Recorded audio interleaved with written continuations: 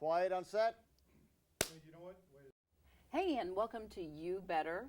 Based on the quote from Maya Angelou, you did then what you knew how to do. When you knew better, you did better. Thus, you better. So I'm very fortunate today to have my guest, Drew Jeremy Perez. Did I say your name right? Yes, you did. Excellent. So I'm very fortunate to have you here with me. You are a trans man. That's correct. And how I came to know of you, which is really funny. I used to have another interview series that I did. It was called In the Gayborhood. And I used to, but the title didn't quite encompass, it wasn't as inclusive as I wanted. So I'd stopped doing it for a while. And my friend Orita, who's not here today, Orita should be here. But Orita called me up and kicked my ass and pretty much over the phone. And she said, Ann, you need to meet this kid named Jeremy. You need to meet Drew Jeremy Perez. He is so cool. I met him at a party. So you gotta talk to him. So you and I met up. Yeah, we did. Yeah. Tell me a little bit. So let's talk a little bit about your history, your evolution. Now, where are you from? You're from here in New York City? Yeah, I grew up in the Bronx. Mostly my whole life. I went to boarding school on Long Island for a little bit of time, but I'll definitely say I'm a Bronx kid. Bronx kid. Yeah. Very good. Very good. Let's talk a little bit about your evolution. Right. When did you know you might be different? I think I started picking up on it ever since I was like 4 or 5. I remember I was going through this phase of asking my mom and my sister to call me by different boy names. Such as? Arthur, after that kid's show, Arthur, the Arthur? Aardvark, yeah. Ash Ketchum from Pokemon, like just crazy stuff like that. Yeah? Yeah. It started with that, and then I noticed it more in Catholic school as well. I guess connecting with God, I would always go to bed and pray that I would wake up male. Really? But I didn't have the correct term, I guess, to put 2 and 2 together. What did you call it? What did you think it was? At first, I thought it was kind of normal. It took until Catholic school for me to realize that it wasn't normal, because that's what we were being taught. What happened? If you care to share. Sure. They definitely looked down on, the gay community. What year is this about? What do you mean? What year were you in Catholic school? Were you like grade school, middle school, high school? Right. This was in 8th grade, Eighth so like grade. 2007, 2008. 8th grade. So how did you manage that? At first, I didn't. It took me a while to acknowledge the fact that I was attracted to women and come out as lesbian to begin with. Eventually, I was doing research online while I was at boarding school, and I came across the term gender identity disorder. Yeah. So I attributed my feelings and my weird thoughts to that.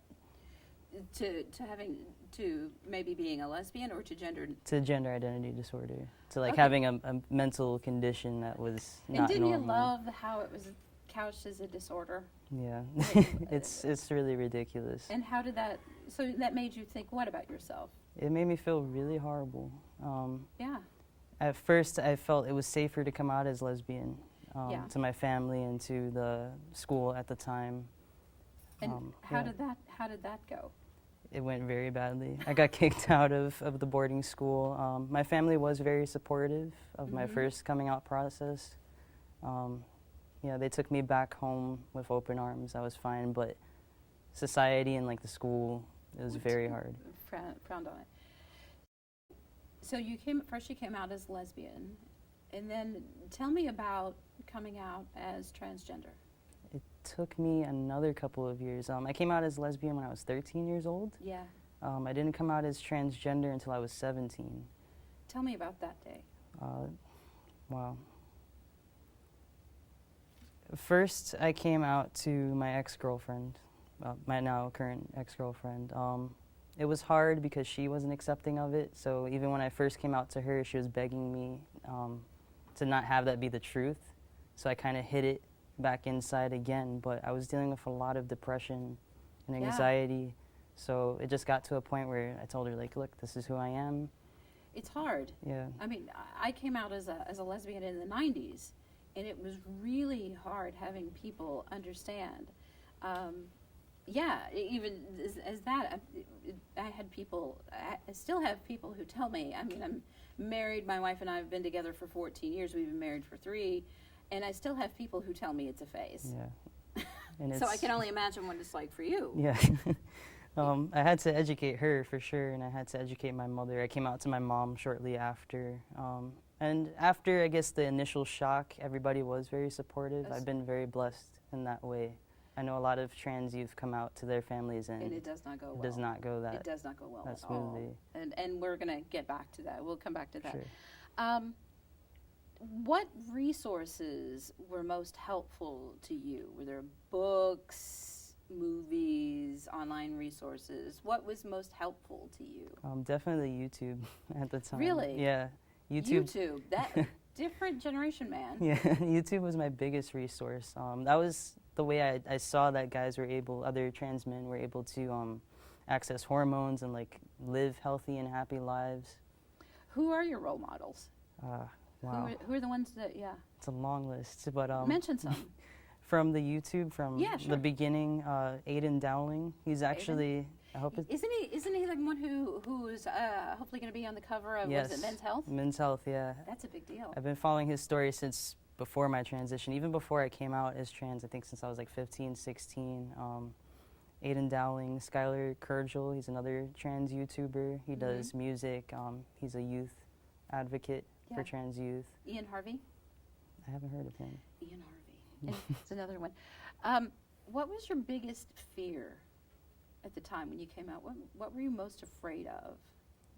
Initially, I was afraid of not being able to find a partner. I was afraid of no woman ever accepting me as being fully male or just accepting me as who I am. But now I'm almost 3 years in my transition. Let's talk about your transition. So you're on testosterone. So how has taking T, as the kids call it today, how has taking T, how has it transformed you? It's definitely helped me connect my mind to my body. It's an ongoing process every day. I struggle with it a lot, but I couldn't have anticipated how much closer I would feel to like my spiritual self. Yeah, I've had some different trans men friends taking T, and they talk about how it's like just night and day difference. Yeah, definitely.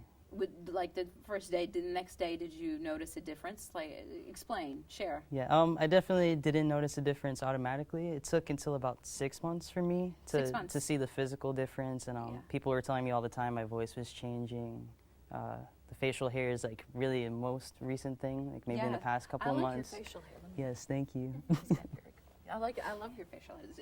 It's stylish. Yeah, I'm trying. So I'm assuming you're still single. Yes. Yes, he says. So what does a partner need to know about you to get close to you? I hope I can speak for all trans people and gender nonconforming people in this respect. Just love and understanding and patience. Yeah. Don't treat us any differently. You know, we're just normal people. Like just people, just like anybody else. I struggle with school and like making friends and dating and stuff like that. Yeah. You know, that's the thing. I've known trans men and trans women, and some are the greatest people in the world, and some are such jerks. Yeah. I recently dropped a trans woman from Facebook because she was so obnoxious. And it was somebody I was interested in her story, and after a while I was like, oh, this person is so negative. Goodbye. Yeah, and it's a challenge. So back to the issue with partners. What would you want them to know up front? What do you want them to know up front? Just proper pronouns, I guess. No misgendering. Proper pronouns. Yeah. Okay. When you hear, let's talk a little bit about politics, because this just rankles me to no end. When you hear about local or state governments wanting to have laws about which bathroom you can use, what do you say? Just automatically, it's ridiculous. I think it goes against our right as human beings. You wouldn't tell a cisgender person, which bathroom to go to, and it's not safe for anybody involved, especially men and women who are pre-testosterone, or the men and women who don't want to undergo hormones. Yeah. to go through the physical changes. It's just not safe. No, it's not. And that's, you know, it's something that those of us who are, we use the term cisgender, which means we didn't use Right. those terms back in my day. Right. It means that, you know, you connect with and you identify with the gender that you were assigned at birth. So instead of male, you would say cis male, CIS. Right. Cis female, meaning the gender you were born with and that works for you, Right. more or less. Mm-hmm. Okay. What do you want your future to look like? Boy. I just want to be happy and healthy. I want to have a career that I'm satisfied with. I want to live in a society where I don't have to worry about being open about being a trans male. And I don't have to, you know, I go to groups right now with other trans men who are younger than me, and when I hear about the problems that they're undergoing, like, you know, coming out to their family and the things they deal with out in public, I want to be able to feel like they'll be safe one day as well. Yeah. So you're in school. What are you studying? I'm studying medical assisting Medical right now. assisting. Yeah. Is there a specific area you want to work in?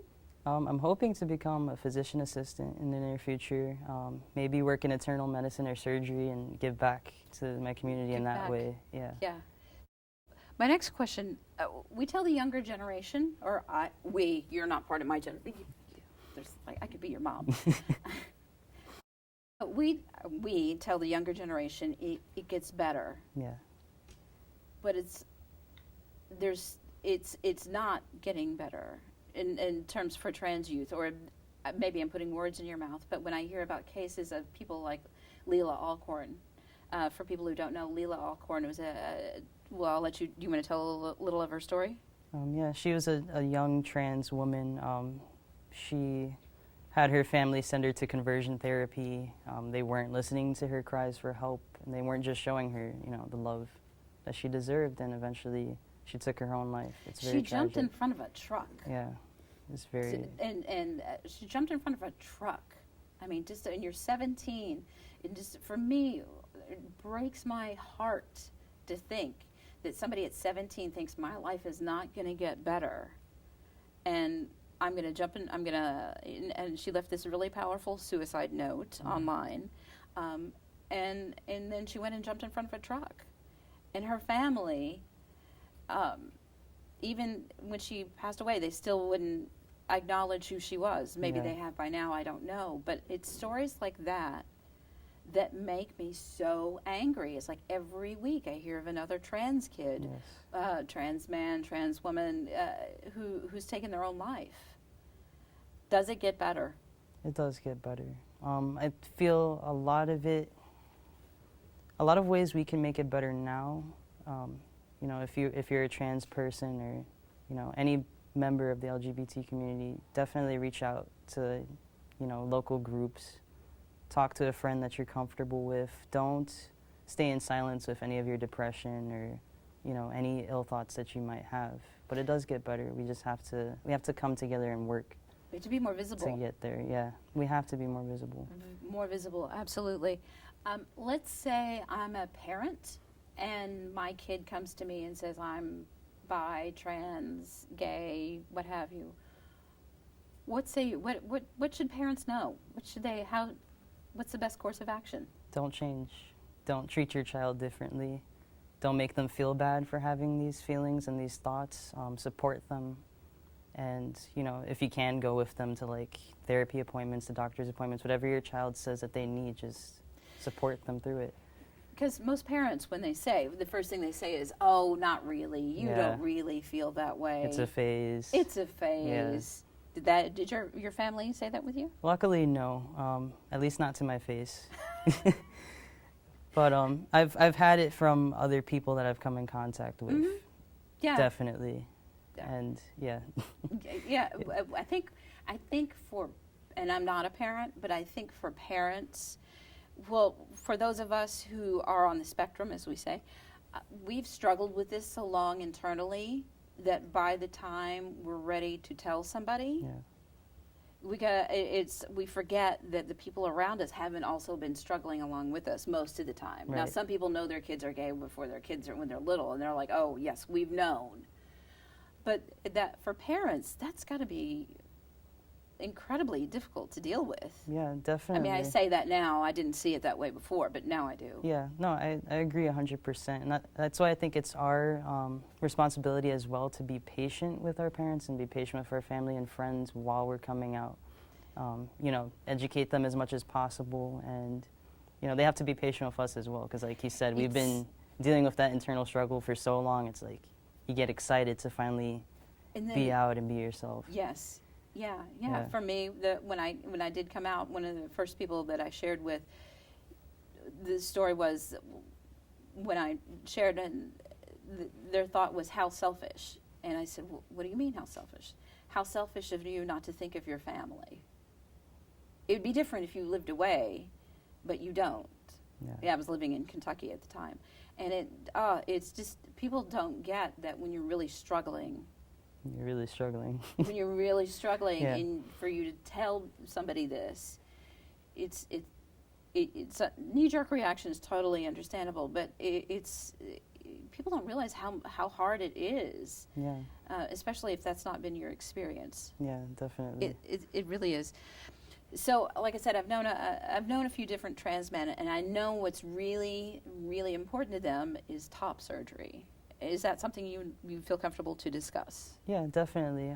I want to first say, you know, surgery in general, like top surgery or bottom surgery, is not necessary. No. For you to be, you know, legitimately transgender. I know that's a lot of conflict in conversation, but for myself personally, I do anticipate having top surgery. Mm-hmm. I find that it helps, you know, connect my mind and my body and just bring me to a sense of peace.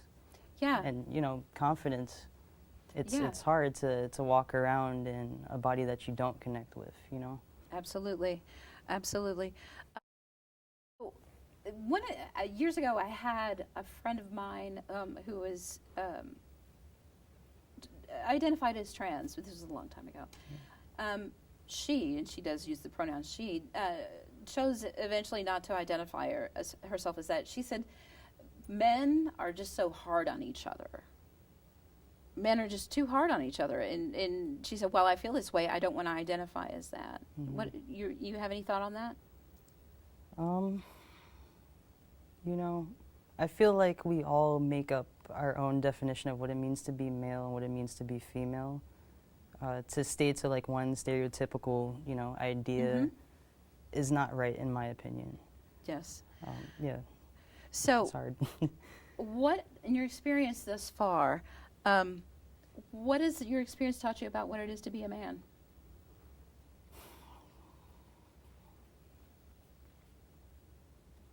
Boy, you know, that's really tough. That's really tough.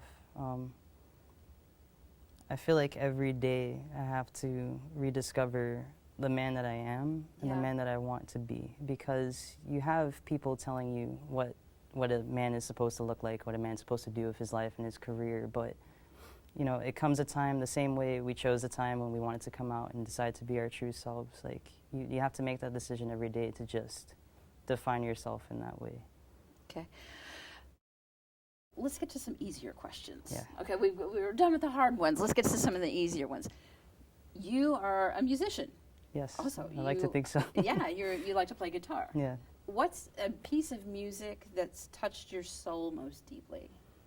Boy, there's a bunch of bands. Can I just name them? Please. Okay, definitely recently I'm all about Jack White and his solo work and his work with the White Stripes. He even did a shout out during his Coachella performance for the transgender community, which blew my mind. It means a lot to you. Yeah, definitely. When I heard that, you were the first person I thought of. Yeah, Because thank you. the first time you and I met up, Yeah. we were a couple of blocks from Madison Square Garden, Yeah, and yeah. you were on your way to a concert. Yeah, life changing. Yeah. Yeah, So Jack White. Who Jack else? White, Paramore, Fall Out Boy, My Chemical Romance. Definitely like all the emo music from like the 2000s. Emo music Yeah. from the 2000s. That was my man, high the school. classics. That was my high school music. If you could have an angel, everybody's laughing because I just mentioned this question. If you could have an angel whisper something in your ear every morning, what would it be?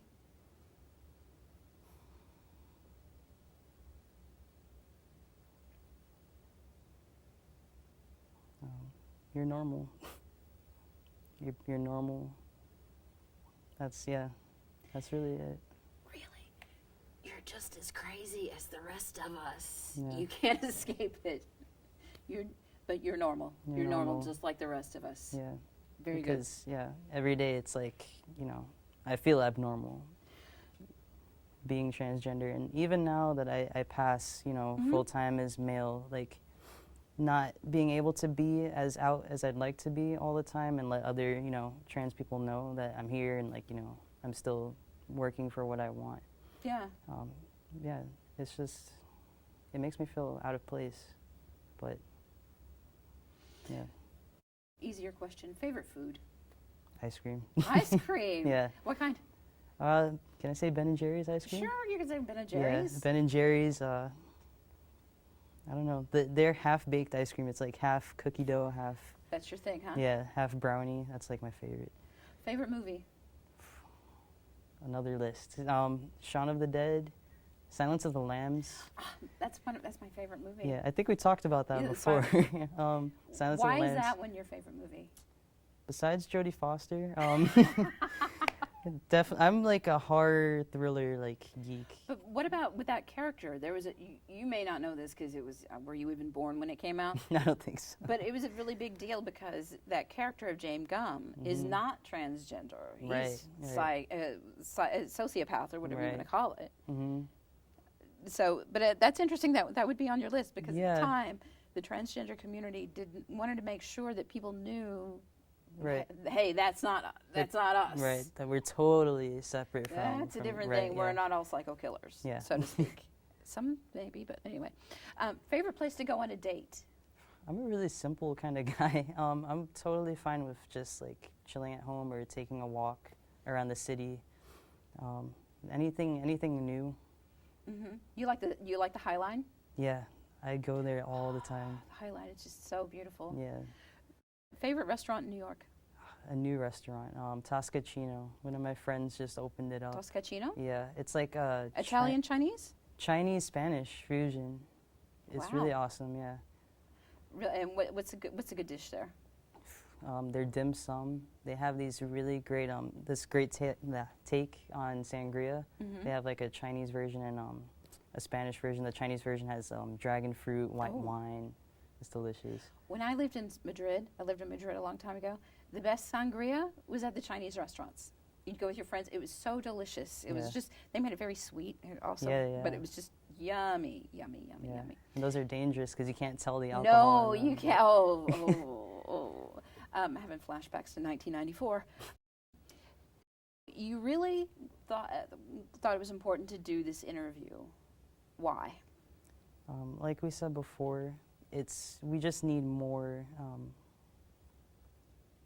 people who are out, like a face, I guess, for the trans community.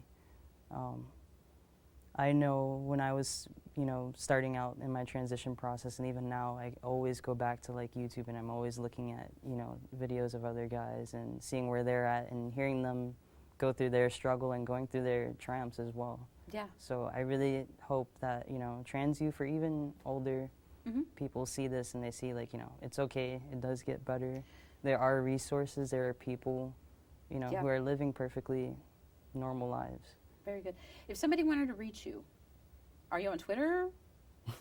Not Twitter, Instagram. Instagram? You are, what are you on Instagram? Right now it's Zombie Germ. I'll put Zombie Germ. Yeah. There you go. And then you have a YouTube channel? I do. It's Drew Jeremy. Drew Jeremy. Right. My first and my middle name. Drew Jeremy. Very good. Is there anything else you want me to ask you? I guess if I could go back to just talk about like the people that have inspired me. Sure. Because besides the two YouTubers, my current group facilitator Naeem, he facilitates our trans group. Where is the trans group? It's at Callan Lord. That's where I go. Lord. Right. That's where I go for my health services as far as hormones, and they're very understanding. I've been there before. They're great. Yeah, they're amazing. I've been going ever since I was 17. He's amazing. My cousin Ivana and my best friend Kaylin, they've been there since the beginning. I would not be here without them. I wouldn't be the person I am. Ivana and Kaylin, thank you. You've made this guy possible. All right. Well, listen, I really want to thank you for sharing your story with me. You trusted me with some really sensitive stuff, and I really hope it makes a difference because I'm committed to no more kids killing themselves. Yeah. Enough. And because it does get better, and we can have the lives that we want. Yes, so thank you very much. Thank you. This has been You Better. Thank you. Thank you. Awesome. Now we sit around. Now we sit around for a minute and chit chat. And That was a little less nerve-wracking than I expected. it wasn't that bad. No. I think I just worry about saying like the right things, like representing everybody. You know what I mean? Yeah, just be you, man.